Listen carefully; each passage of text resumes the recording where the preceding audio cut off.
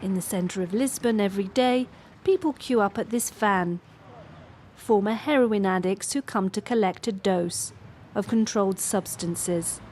Tiago has been doing this for 16 years. What are you doing?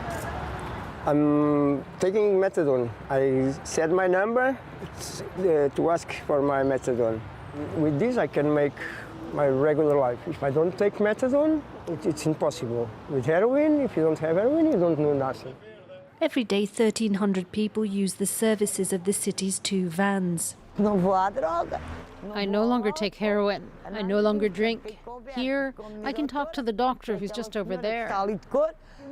Because as well as receiving methadone, these patients also receive medical and mental health care. This psychologist says the system works. HIV infections linked to unsterilised needles have fallen over the last 20 years.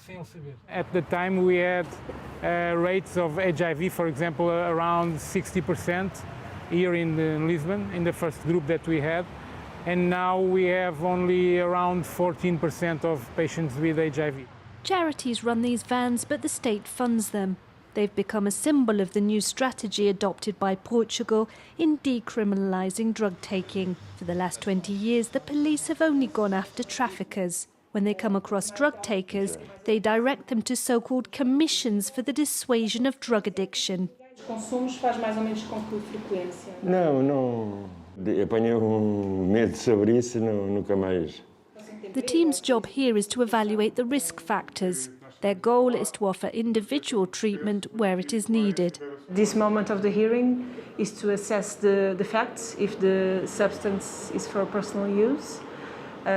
We have to assess as well the patterns of use, the history of consumption, the family background, and if the person is working or not. This man had cocaine on him when the police searched him. Yes. There needs to be more caution and control. This man isn't considered an addict, but a recreational user, so no treatment is offered and he doesn't need a follow-up appointment.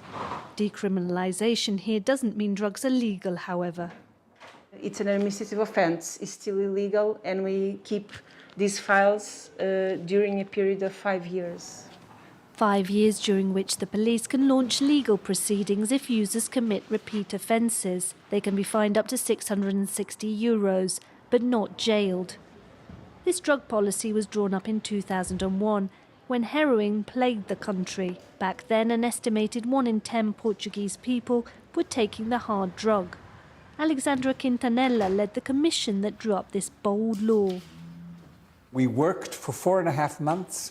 We delivered the document, and 6 or 7 months later, it was adopted by the government with no changes whatsoever. The government's approval was followed by Parliament's. Aprovado por unanimidade a votação final global. Senhores deputados, chegámos ao fim dos nossos trabalhos. It's no longer a left-wing or a right-wing problem. These are general problems that where ideology doesn't help very much. You know, you have to look at the problem, understand the problem, and try to see how you can deal with it. That new approach has paid off. The death rate from drugs in Portugal is 5 times lower than the European average. And yet none of its neighbours have adopted the system, according to the European Monitoring Centre for Drugs and Drug Addiction. The commissions are not under the control, under the auspices of Ministry of Justice or Ministry of Interior. And it's possibly the only country in Europe, maybe the only country in the world, I don't know, where the user is addressed, dealt with by a panel of people now who are under Ministry of Health. Portugal is only behind on one aspect of drug policy: supervised injection facilities known as drug consumption rooms. The first one opened this year in a poor neighbourhood of the capital. Paulo works there. Now we are in the injection room. We are about 10 minutes to open. Heroin, cocaine and crack users come here several times a day. We were really lacking this facility, as well as an understanding among Portuguese people that we need some dignity in our daily lives. Despite the other treatments on offer from the authorities, Paulo says there was a higher demand for this room than expected when it opened in May. We thought that we have 200 persons until the end of the year, and then we open and we have almost 200 people per day.